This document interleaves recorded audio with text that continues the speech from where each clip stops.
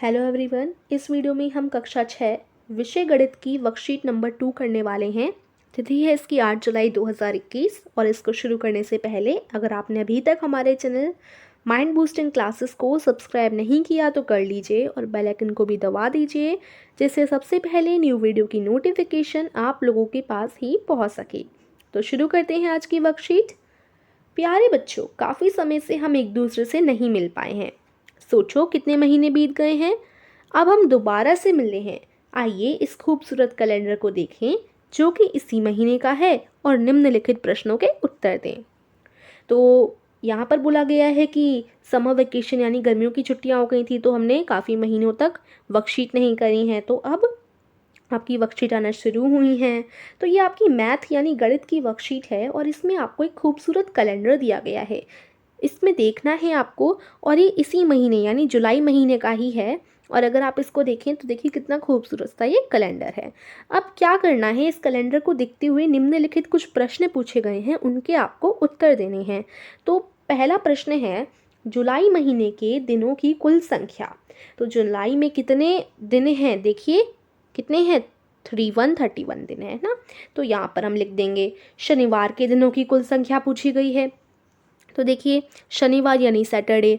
अब इस दिन कितने दिन पड़ रहे हैं शनिवार में, 1 2 3 4 5 5 दिन पड़ रहे हैं ना। तो हम इधर लिख देंगे, क्या लिखेंगे हम इधर, 5। ठीक है। अगला प्रश्न है, कैलेंडर में दिखाई गई सभी सम संख्याओं को लिखें। सम संख्याएं क्या होती हैं, देखिए सम संख्याएं वो होती हैं जो कि 2 के पहाड़े में आती हैं, 2 की टेबल में आती हैं। तो देखिए 2 आती है, 2 एक सम संख्या है, 4 है, 6 है, 8 है ना, एक एक छोड़ के, जैसे 9 को छोड़ के 10, 10 को छोड़ के 11 को छोड़ के 12, 13 को छोड़ के 14, फिर 15 नहीं है, 16 है, 17 नहीं है, 18 है। इसी प्रकार से ये होते जाएगा। ठीक है। तो ये सारी हमारी सम संख्याएं बन जाएंगी। ये सारी हमारी सम संख्याएं हैं जिनमें मैंने गोला लगाया है। ठीक है। तो कौन कौन सी हैं, 2 4 6 8 10 12 14 16 18 20 22 24 26। तो ये मतलब 28 और 30, ये सारी हैं, इनको आपको लिख लेना है। ठीक है। अब चौथा प्रश्न है, कैलेंडर में दिखाई गई सभी विषम संख्याएं लिखें। विषम संख्याएं क्या होती हैं, जो कि 2 की पहाड़े में नहीं आती। बहुत आसान है, 2 की पहाड़ी में जो ना आए वो विषम संख्याएं हैं। कौन कौन सी हैं देख लेते हैं, जिन पे मैं टिक लगाऊंगी इस प्रकार से, वो सारी आपकी विषम संख्याएं बन जाएंगी, मतलब होंगी। ठीक है। तो ये सारी आपकी विषम संख्याएं हैं, ये 2 की पहाड़े में नहीं आती हैं। ठीक है। तो ये सारी विषम हैं, इनको मैंने टिक लगा दिया। ठीक है। आप लिख लेंगे इनको, 1 3 5 7 9 11 13 15 17 19 21 23 25 27 और ये आगे की 29 31, ये सारी आपकी संख्याएं जो हैं वो हैं विषम संख्याएं। ठीक है। इनको लिख लेना आप लोग। पांचवा प्रश्न आपसे पूछा गया है, कैलेंडर में दिखाई गई सभी अभाज्य संख्याएं लिखें। अब अभाज्य संख्याएं क्या होती हैं, देखिए पहले मैं इनको मिटा देती हूँ। अभाज्य संख्याएं वो होती हैं जो कि सिर्फ अपने पहाड़े में आए और 1 से विभाजित हों। जैसे के लिए देखिए आपका जो ये 2 है, 2 1 के पहाड़े में आता है, मतलब 1 का कोई पहाड़ा नहीं होता है। एक तरीके से देखिए 1 से तो सब विभाजित हैं, 1 से सब डिवाइड हो सकते हैं, है ना, सब 1 से डिवाइड हो सकते हैं। तो ऐसा नंबर जो सिर्फ अपने पहाड़े में ही आए, जैसे 2 2 एकम 2, 2 1 2, सिर्फ 2 अपने टेबल में आ रहा है ना, और किसी के भी पहाड़ में नहीं आता, चाहे वो 4 5 6 7, इन सब के पहाड़ में कभी दो आपने नहीं देखा होगा। तो 2 सिर्फ 1 से विभाजित है और सिर्फ अपने पहाड़े में आता है। तो ये हमारे ऐसी संख्याएं जो सिर्फ अपने पहाड़े में आए, अपनी टेबल में आए और सिर्फ ठीक है, अपनी पहाड़ी में आए और किसी के पहाड़े में ना आए, 1 से डिवाइडेड हो, इनको हम कहते हैं अभाज्य संख्याएं। ठीक है। तो देखिए 1 से तो सारी संख्या ही डिवाइडेड होती हैं, तो आप बस ये मानकर चलिए कि अभाज्य संख्याएं वो संख्याएं हैं जो किसी के पहाड़े में नहीं आती हैं, सिर्फ अपने पहाड़े में आती हैं। ठीक है। तो 2 एक अभाज्य संख्या है। इसी प्रकार से 3 भी सिर्फ अपनी ही टेबल में आता है और किसी की टेबल यानी पहाड़े में नहीं आता, तो 3 भी एक अभाज्य संख्या है। ठीक है। इसी प्रकार से हमें उन पर गोला करना है जो कि अभाज्य हैं। ठीक है। तो गोला कर लेते हैं। गोला नहीं करना, यहाँ पर हमें लिखना है, मैं गोला कर देती हूँ उन पर, ठीक है। तो आप लिख लीजिएगा कौन कौन सी हैं। देखिए अभाज्य संख्याएं ये रही, देखिए मैंने लिख दिया यहाँ पर 2, 3, 5, 7, 11, 13, 17, 19, 23, है ना, 29, 31, ये सारी हमारी कौन सी संख्या हैं, अभाज्य संख्याएं हैं, ठीक है। तो इनको आप लिख लेंगे आंसर में। छठवां प्रश्न है, गीता के जन्मदिन का दिन क्या है यदि वह 17 जुलाई को होता है। अगर गीता का जन्मदिन 17 जुलाई को पड़ता है तो कौन सा दिन होगा उस दिन। तो देखिए 17 जुलाई ये रही, तो कौन सा दिन है, शनिवार, यानी सैटरडे है उस दिन, है ना। तो हम लिख देंगे शनिवार। अब 7वां प्रश्न आपसे पूछा गया है, पंक्ति 1 के अंकों को जोड़ें और कुल ज्ञात करें। तो पंक्ति और कॉलम पहले हम ये समझ लेते हैं। देखिए बच्चों, जो पंक्ति है वो ऐसे होती है, ये सारी हमारी पंक्तियां हैं, जबकि अगर हम कॉलम की बात करें तो कॉलम ऐसे सीधे होते हैं, ये सारी हमारे कॉलम हैं और ये सारी हमारी पंक्तियां हैं, इस ऐसे, ठीक है, ये सारी हमारी पंक्तियां हैं और ये सारे हमारे इस तरीके से कॉलम बन जाएंगे।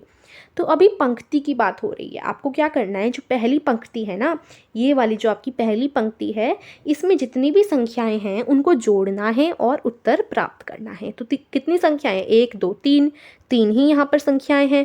तो 1 + 2 + 3, इन तीनों को हम जोड़ लेंगे, कितना उत्तर आएगा, 6 आएगा। बहुत सिंपल है, बहुत आसान है ना।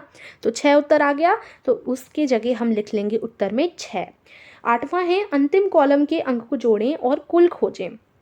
अंतिम कॉलम, अब कॉलम की बात है तो ये रहा हमारा अंतिम कॉलम, ठीक है। कॉलम की जो संख्याएं हैं ना, कौन कौन सी संख्याएं हैं, 3, 10, 17, 24, है ना, और ये 31 भी है। तो इनको हमें जोड़ना है, जोड़ना प्लस करना है और उत्तर को प्राप्त करना है। तो जोड़िए, 10 में 3 जोड़ेंगे, फिर 17 जोड़ेंगे, फिर 24 जोड़ेंगे, फिर ये जोड़ेंगे, धीरे धीरे करके ऐसे आपको ये सारी संख्याएं जोड़ लेनी है और जब आप जोड़ेंगे तो उत्तर आपका आएगा 85। तो ये आपका उत्तर आ जाएगा, इसको आप लिख लेंगे आंसर में। फिर आपका 9th क्वेश्चन है, कैलेंडर की अंतिम पंक्ति का कुल योग क्या है। अब आपका कैलेंडर की अंतिम पंक्ति पूछी है, जो कि है ये वाली अंतिम पंक्ति, है ना, पंक्ति है ना, ये कॉलम तो ये होते हैं, ये तो पंक्ति है, पंक्ति पूछी है अंतिम वाली, उसके सारे आपको जोड़ने हैं, जितनी भी संख्या यहाँ पर दे रखी हैं, 25, 26, 27, 28, तो जो भी दे रखी हैं सारी की सारी आप जोड़ लेंगे इन सबको, ठीक है। और जो भी आपका उत्तर प्राप्त होगा उसको आपको लिख लेना है। तो जब आप इन सबको जोड़ेंगे एक एक कर तो आपका जो उत्तर आएगा वो आएगा 196, ठीक है। तो ये आपका उत्तर आ जाएगा, इसको आप लिख लेना आंसर में। फिर 10वां प्रश्न है, आप कैलेंडर के कॉलम में क्या पैटर्न देखते हैं। तो यहाँ पर कॉलम की बात की गई है, कैलेंडर के कॉलम में आपको कौन सा पैटर्न दिख रहा है, ये होते हैं हमारे कॉलम, हमने पढ़ा है। तो इन कॉलम में क्या पैटर्न है, अब देखते हैं क्या पैटर्न है। अब अगर मैं इस कॉलम की बात करूं, या मान लीजिए चलिए इस वाले कॉलम की बात करते हैं, या इस कॉलम, जिसकी भी बात करें, हर कॉलम में ये पैटर्न आपका लागू होना चाहिए, ठीक है। तो देखिए 3 में अगर हम मान लो 7 जोड़ लें, ठीक है, 3 में अगर हम 7 जोड़ें तो ये हमारा 10 बन जाएगा, है ना।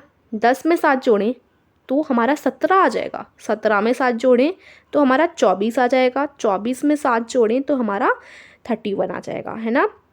तो इस तरीके से ये पैटर्न चल रहा है हर कॉलम में ये पैटर्न लागू हो रहा है। 4 में अगर हम 7 जोड़ें, है ना, तो हमारा 11 आ जाएगा, 11 में फिर 7 जोड़ें तो हमारा 18 आ जाएगा, 18 में 7 जोड़ें तो 25 आ जाएगा। इसी प्रकार से अगर हम इस कॉलम किसी पे भी ये कर सकते हैं। 1 में अगर 7 जोड़ें तो 8 आ जाएगा, 8 में 7 जोड़ें 15 आ जाएगा, 15 में 7 जोड़ें 22 आ जाएगा, 22 में 7 जोड़ें 29, है ना, ये आ जाएगा। तो इस तरीके से देखिए हर में अगर हम 7 जोड़ रहे हैं ना, कॉलम की बात हो रही है यहाँ पर, पंक्ति की नहीं, ठीक है, कॉलम का पैटर्न है ये।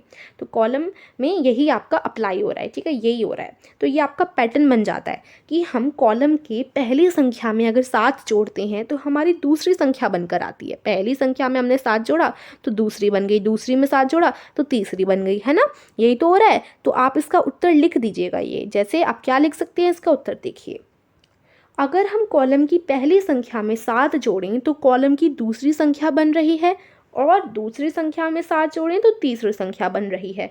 बन रही है की जगह बनती है भी लिख सकते हैं, बनती है, ठीक है, बनती है भी लिख सकते हैं और बन रही है भी लिख सकते हैं।